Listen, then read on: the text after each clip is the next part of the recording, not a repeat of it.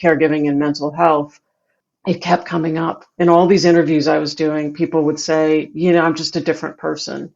And it was often it's so fascinating to me, and I've heard this now so many times, and it's still fascinating, which is this sense of like, it destroyed me, but I'm stronger now, or it was the hardest thing I ever did, but I would do it again.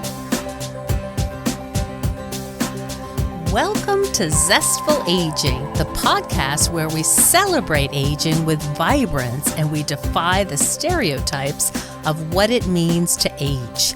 I'm your host, Nicole Christina, a psychotherapist of more than 30 years, here to introduce you to my off-the-mainstream guests who will energize and inspire you. My hope is to create optimism about getting older and help you cultivate zest and joy in this season of your life. And I love to hear feedback from you, my listeners.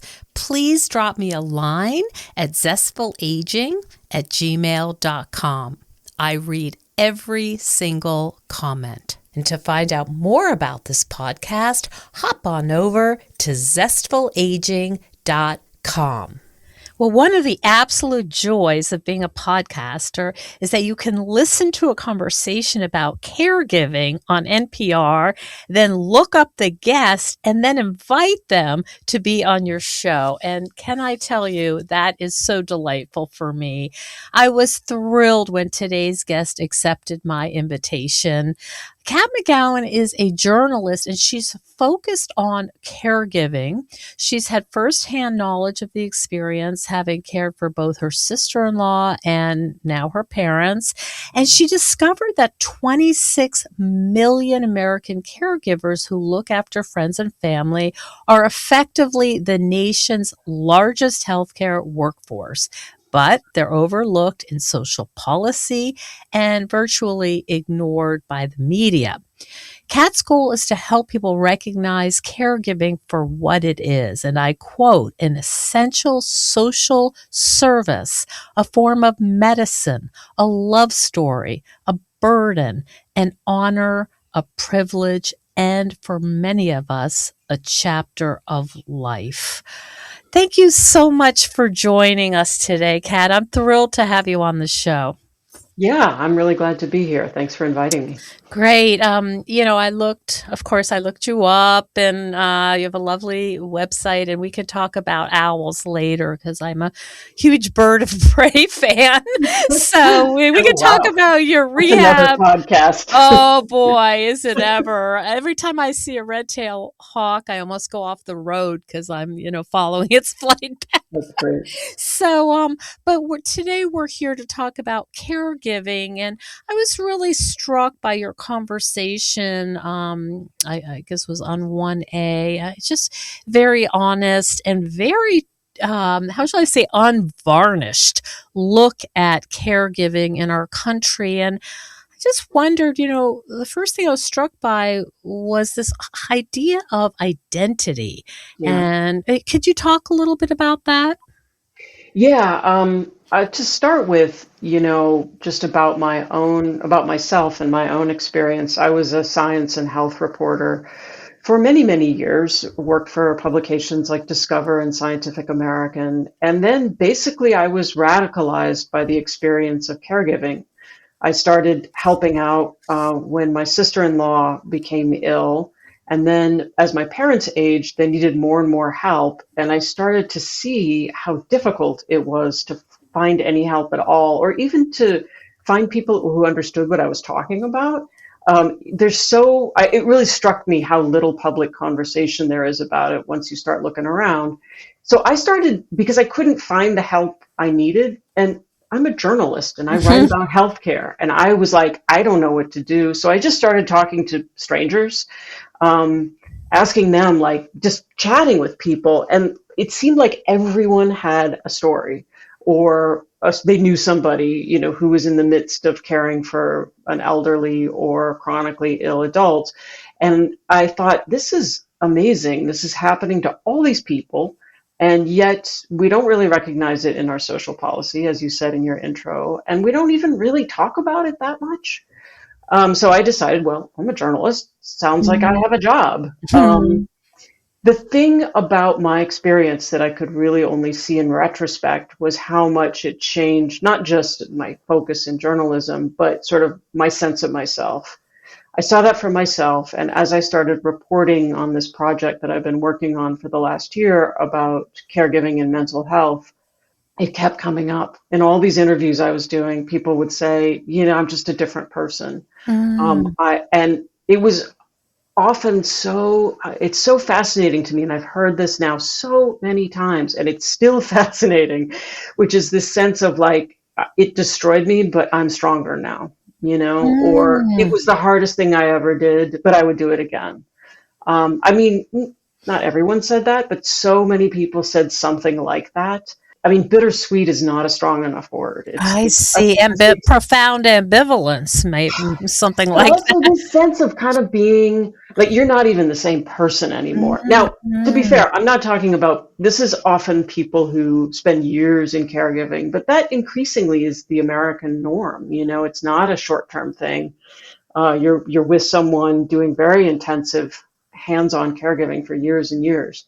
So it is a transformative experience. A lot of people Mm. say it brought them in touch with what really matters in life. It gave them a sense of purpose they never thought they'd have and they never had before.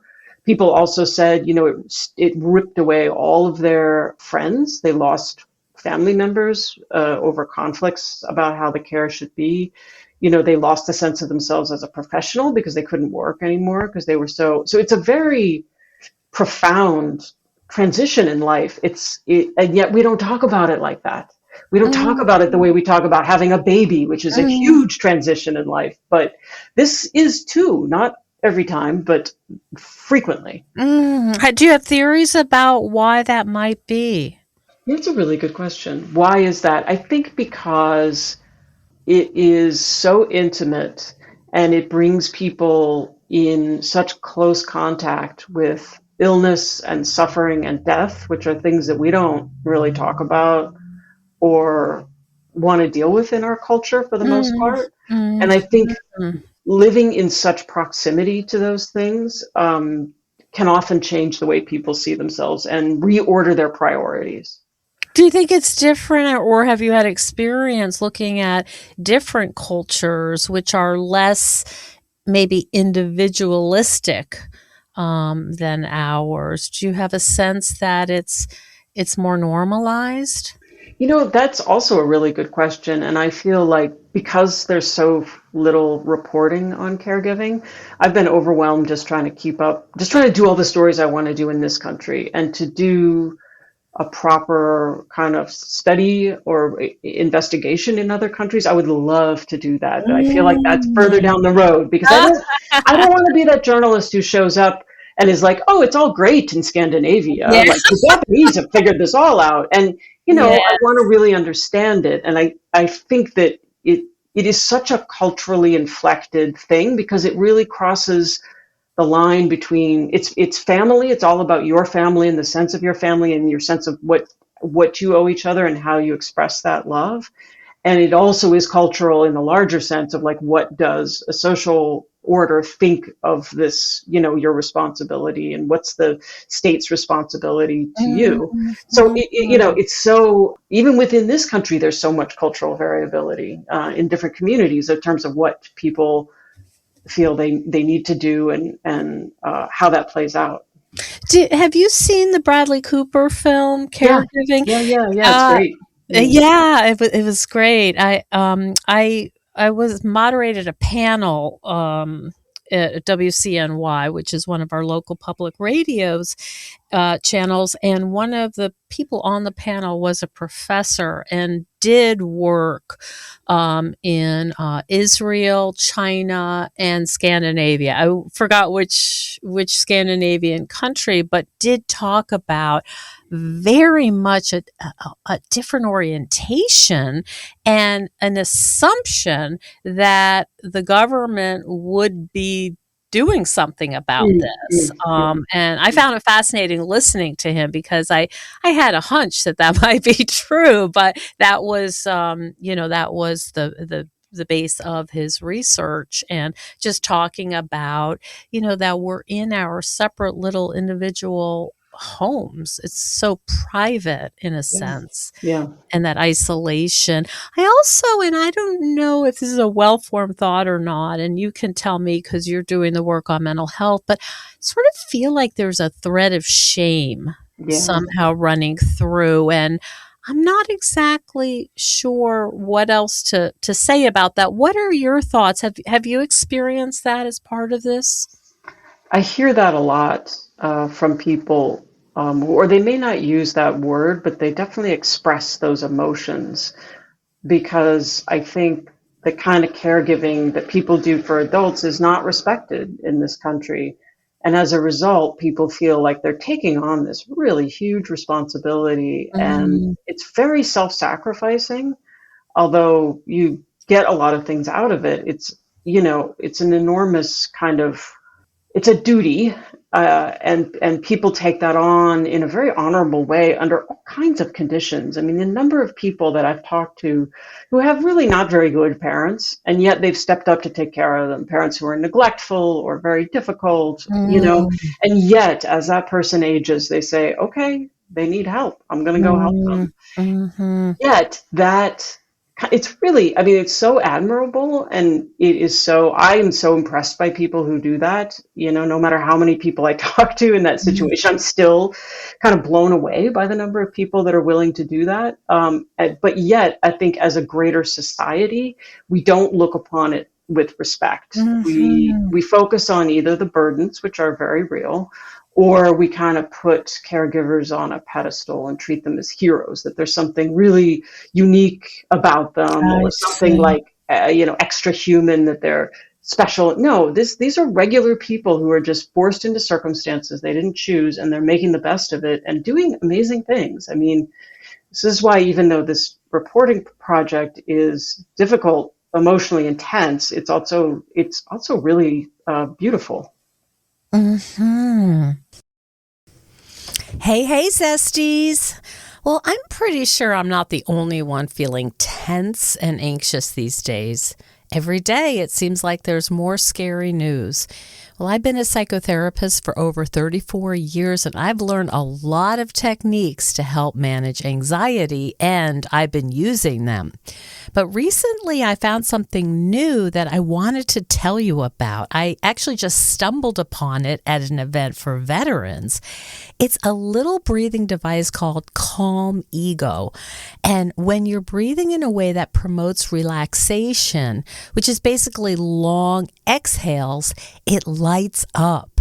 And you can add a calming scent if you like. So, Calm Ego is a natural, portable, drug free solution that can be used in moments of upset, anxiety, and stress. And it's effective and pretty unique. And you can use it for both immediate relief and also long-term effectiveness. So I love that you don't have to think about the breathing, you don't have to count, you don't have to imagine a square. You really don't have to do anything. It does all the work for you. I find it to be especially helpful before bedtime, and I'm pretty excited about it. So I'm partnering with Comigo to offer you a 25% discount if you use the coupon code ZESTFUL at when you're cashing out on the site, which is Calm Ego, CALMIGO.com. And please let me know about your experience. I will be interested to hear. Thanks. I was surprised to learn the severity of some of the mental health, this isn't quite the right word, but blowback of, being a care provider, that there's some real serious issues that come up. And again, people really not talking about that. What's burnout and where can it lead? Yeah.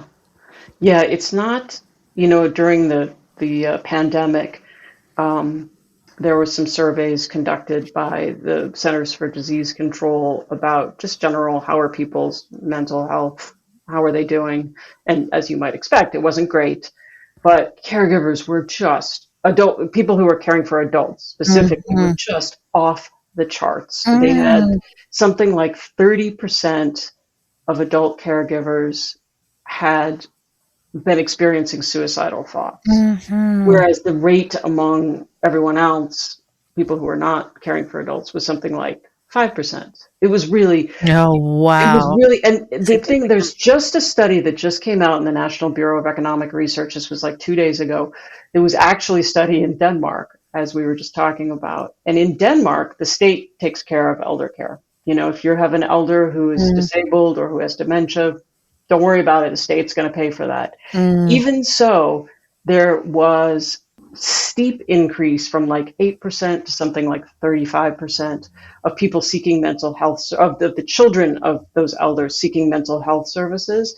And it didn't return to baseline until 5 years after that person died. wow. So it really is very profound. The whole Mhm. experience is very profound, even though caregiving in Denmark is a lot easier than it is here. Yes, that's interesting. And I've often thought about how are caregivers getting by, and what I saw on some of the research I was doing when I was preparing for our talk today is that there's alcohol and drugs involved to just get through. Yeah, I think that's pretty common. I don't know the stats on that on the top of my head, but it's this pattern that happens to a lot of caregivers.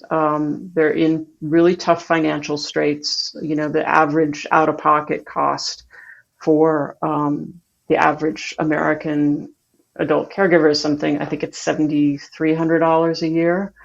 A lot of 70% of caregivers are working. They're still in the workforce. So they're trying to balance these Mm. responsibilities. They Mhm. don't, you know, especially if they're like getting on the older side of working age, they don't want to leave. They can't leave their jobs. They can't afford the health insurance because it's too expensive once you get into your 50s.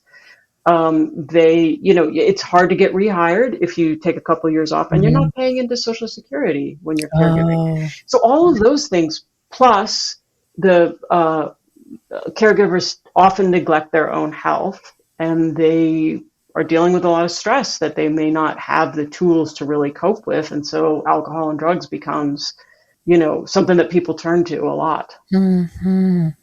Was there anything in particular that surprised you as you started doing this in-depth research? I mean, the thing that really blew me away in the beginning, like I said, was just how common it is. Mm, And I just keep finding that in my reporting as I talk to all kinds of people. They're like, oh, yeah, yeah, that happened to me, or. mhm, Um, Other things that have surprised me, yeah, I think also the stories of people who often are doing, there's a lot of exes who care for their exes, who take up that mm, mantle. There's a lot of people who don't, quote unquote, have to take on the responsibility, right? Like one of the mhm, first women I had an in-depth interview with was caring for her aunt. They'd never been particularly close, but mhm. her aunt needed help, and nobody else really was going to step up and do it. So she did it. And there's so many people like that who they're just like, well, no one else is dealing with this, so I Mm. guess it's up to me. And it's not because they necessarily had the closest or the best relationship with the person they're caring for. A lot of times it's just because that's who they are as people, that they're Yeah, not going to let, yeah, there it speaks to some altruism. yeah. And also, I think just a sense of self-respect that you're not going to let this happen on your watch, you know? Mhm.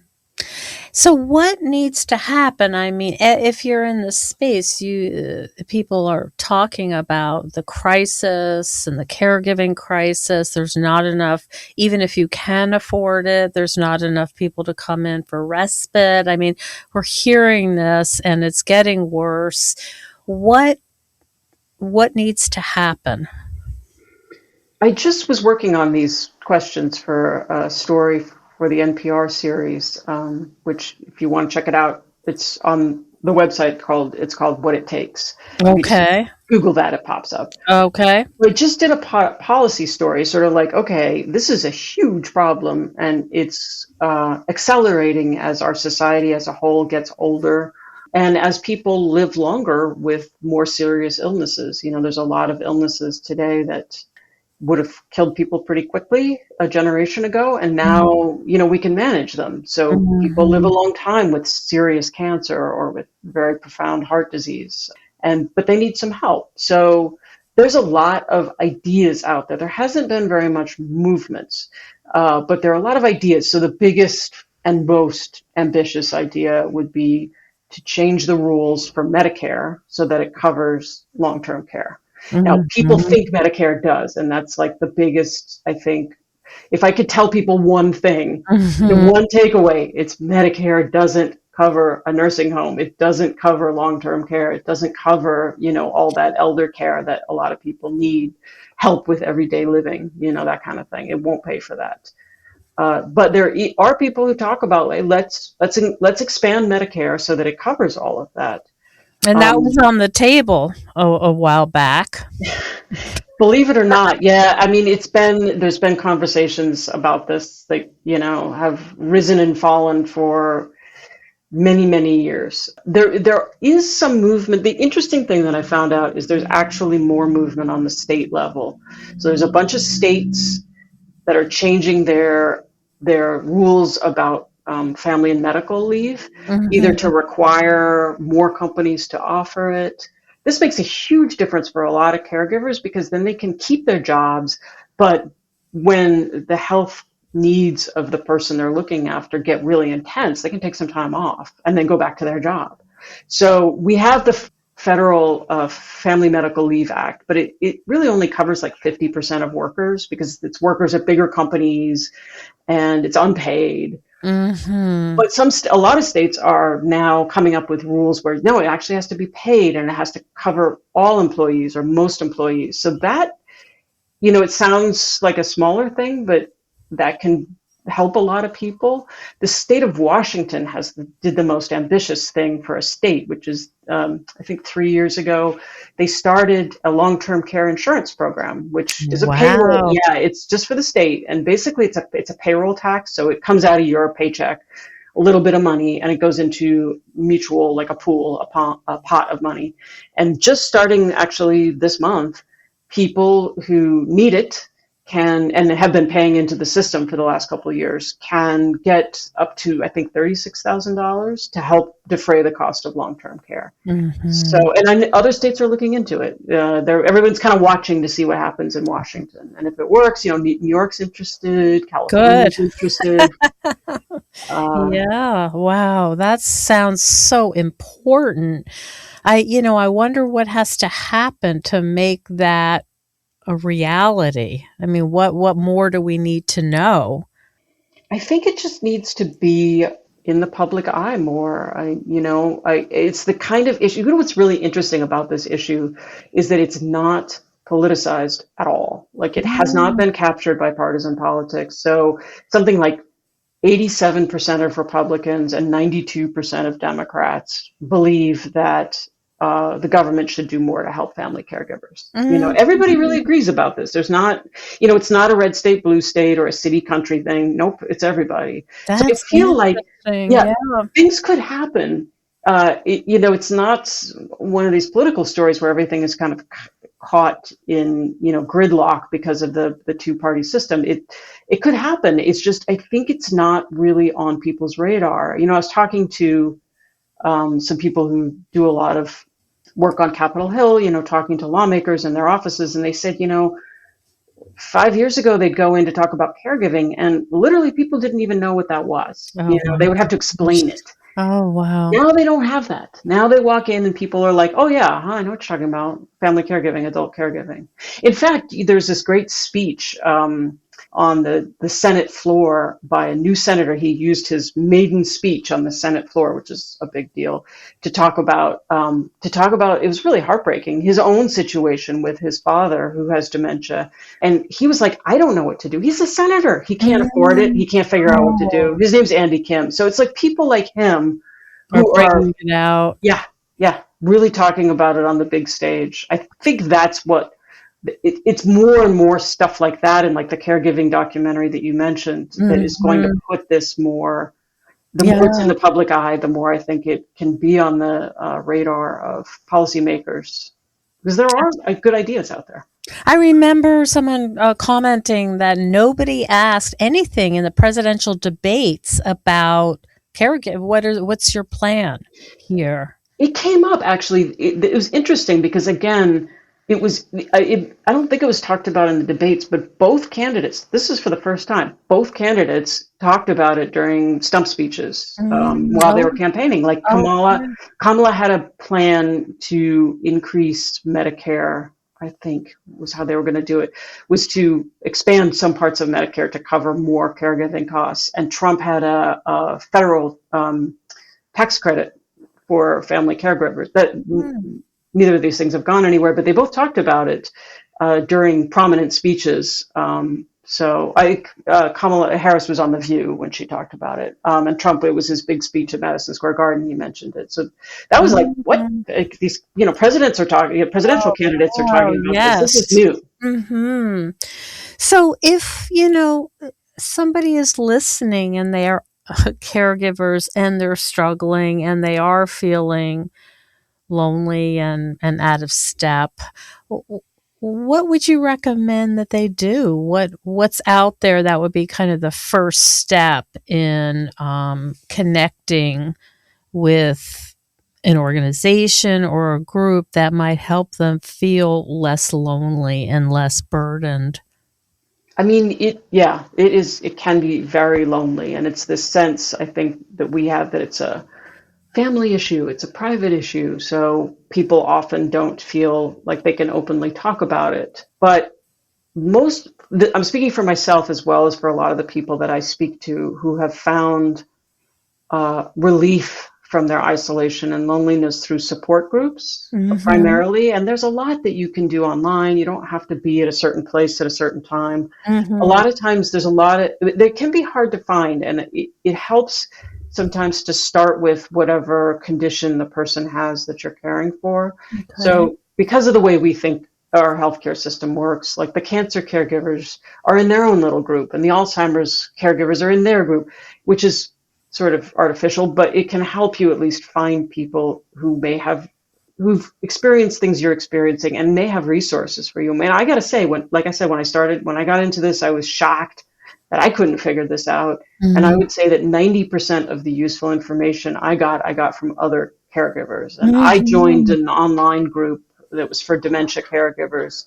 And it was through Facebook. I just Googled around until I found it. And That was started helpful for you? Oh my God. Because there's always somebody online, doesn't matter what time of Mm, day or night, especially yes. caregivers, they're up all night, Oh and my people gosh. really want to help. They really want to help each Mm. other. And it was amazing, like the kinds of problems I would put a question, like, has anybody dealt with this? And there'd be like 15 people who had advice about Oh it. gosh.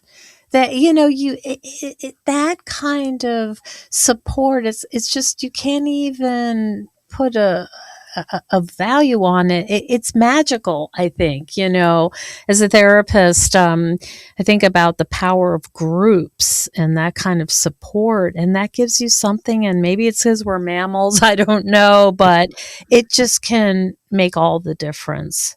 I think a lot of people feel like, well, I'm not really a support group type because they picture like a room of people sitting there crying. And it's Mm, not, I would encourage people, like, it can be incredibly practical, if you, especially the mhm. online groups, because Okay. that, you can just search for the things you care about, you can post questions, you can see other people's situation, and if you don't want to talk about your feelings, you don't have to. You can skip Mhm. those posts. But like people are talking about like the nitty gritty of like how to deal with certain Oh problems, like gosh. Only but you would understand, like, how do we do the bathrooming? It's not oh something you're yeah, gonna talk that about. is a huge subject. Yeah. Let me tell you. Okay, wow. And, what about any kind of advocacy? Would you, point them in a direction of connecting with any particular, bigger, I don't think they're agencies, but, like AARP or something like that? Are there ones like that that you think have been helpful? There are a few, and they're all the ones I know about are all national. Okay. There may be some good local ones too, but I don't know about those. AARP does terrific work in terms of they have a lot of great resources on their website, Mm-hmm. and a lot of sort of just how to, they really think it through. But they're not so much a place where you would get involved in advocacy. I think the groups that are really doing that now are the Caregiver Action Network, which is a Okay. national organization, CAN, and they're very kind of grassrootsy. So they're very much about like Okay. caregivers helping other caregivers. Lovely. There's also, if the more political campaigning is Caring Across Generations, which is really doing a lot of like policy work to push Okay. electeds to start creating policies that will really be helpful. So those would Mm-hmm. be two I would suggest. Those are great. Perfect. Anything else you want to add, Kat, in your experience both professionally and personally? It's been really rewarding for me to report on this. I've never had this experience before where at the end of a lot of very intense emotional interviews, people thank me, and I think, well, you're doing me a favor by Mhm. telling me, by being so honest and forthright. But I think people are just so eager to be able to talk about this issue because there is a sense that like nobody knows and it's all behind closed doors. Mhm. So I'm really grateful to the people who are willing to share their stories because that's how I can tell these stories, is to make them human and and allow other people to resonate with those experiences. And by doing your work, is there also a sense that you're participating in a change that's going to be helpful for people? Is there that sense for you? I mean, I think like a lot of caregivers, former caregivers, because I still am caring for my sister-in-law, but the really intense work for me was with my parents who both passed in 2023. And I think I had this feeling at the time, which was, I don't want all this stuff I learned the hard way to go to waste. I want to help some other people. And I Mm. think a lot of caregivers feel that way. A lot of people, when their caregiving chapter is over, they want to pay it forward. Um, Mhm. and so I'm hoping I can do that in some way just by bringing this issue to light and Mm. just by putting it out there, saying this is a real thing and people are dealing with it, and we as a society kind of need to start talking about this because it's becoming more and more important, and more people are just sort of feeling like they're stuck on their own, whereas in fact it's a huge collective. Mhm. For sure. Where can people read your articles and listen to your reporting? Where can they find out more about you?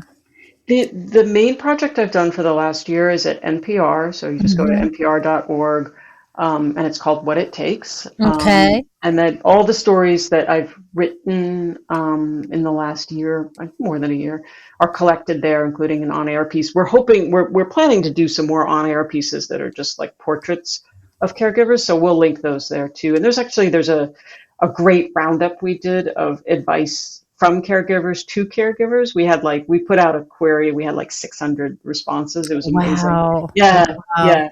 And then all of my work is at my website, which is catmcgowan.com. Um, Mhm. so that Okay. includes everything else I've done as well as this project. Great. All kinds of interesting stuff. Yeah, I was looking at that. Some climate change things, Yeah, I used to do work on that. birding. Yeah, Yes. yeah, Great. Well, I really appreciate your time, Kat, and your care in this. And thank you so much for spending time today. yeah. It was great. Thank you very much for the invite. Thank you so much for joining us on Zestful Aging. If you like the podcast, please share it with some of your friends. Our theme song is All I Did Was Wait for You by Kajartan Abel. Visit Kajartan-Abel, that's KJARTAN-Abel, ABEL.com to hear more of Kajartan's work. And our technical director is Stephen Litweiler. And stay tuned next week for another interview with a fascinating and inspiring guest. See you then.